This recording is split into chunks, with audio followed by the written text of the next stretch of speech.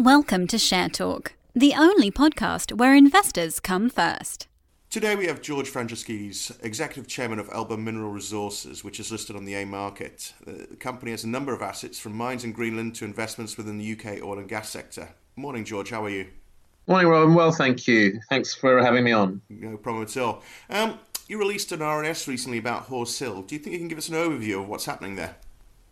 Sure. Well, as you say, we gave an update together with our partners a week or so ago, basically giving a report on the first test sequence at the Kimmeridge limestones, which are the ones that we hope will be the big pay zone for Horse Hill. So that was, things are as steady as she goes. Very good results, averaging about 340 barrels, I think, a day over this longer term test sequence. So it's very similar to what we found in 2016, but we couldn't hang our hat on that because that was only a few hours of testing back in 16. So we've now tested the what we call the KL3 layer at 30 plus days. So that's that's much more representative of the sort of flow that we're getting. So we're very pleased with that result, and we're now moving into KL4, which in 2016 flowed again over a very short period of time, but about 900 barrels a day. So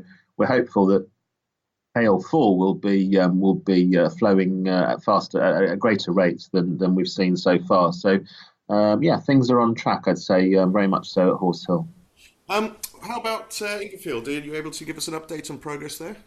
Yeah, sure. We also announced a few weeks back the results of the test work we've done on all the samples that we collected in the summer, and it's very, very interesting, actually. I mean, we've known for a number of years that Englefield land is a treasure trove of mineralisation of all sorts, from copper to gold and nickel and zinc and all sorts. So it's an interesting agglomeration of minerals and metals. But we're trying to sort of work out what's going on there. What is the system, if there is a system, and what's the source of it, and therefore obviously where is their potential to find a large-scale deposit. Now, what we've found is that we've got this combination, this sort of assemblage of metals, actually, which are silver, gold, molybdenum,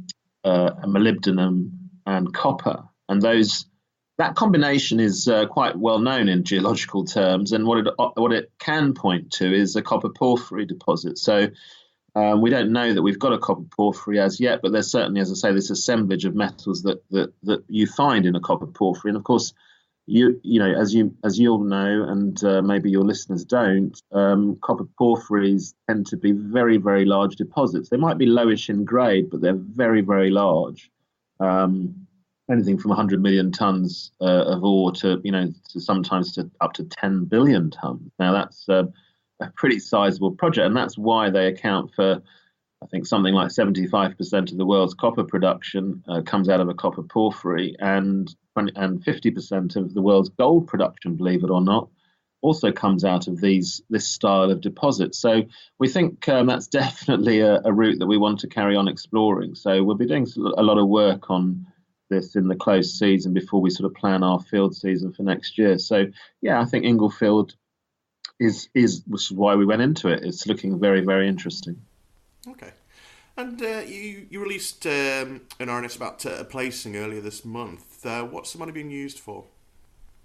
Yes, we did. As I said, I think a few times since the placing, look, we've been waiting, I suppose, let's be honest, we've been waiting on these oil investments that we've made at Horse Hill and Brockham to come on stream, if you like, and produce revenues for us. That is still in the offing. Obviously, Horse Hill is actually revenue generating. It's been, we reported $1 million of sales, which is a nice start. And Brockham, as soon as that's into production testing, that will also be generating revenue. So that will help to supplement our cash requirements into the future once those projects are on stream properly. But, in the meantime, we do have a lot of good work that we want to do on our projects. So, we have gone back into the market for a modest sum of money, £750,000 before expenses. And we want to be doing some work on Clog-Eye in the next few months. We did a very good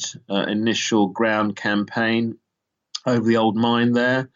and found some possible extensions to mineralization there. So we want to roll that ground geophysical and geochemical campaign out over our extensive license area. I mean, we've got most of this Dolgellau gold belt under license now to our group, and there's huge potential in the rest of the ground, in the rest of the license area, for finding another clog eye. So that's what we want to concentrate on. So some of the money will be put towards that.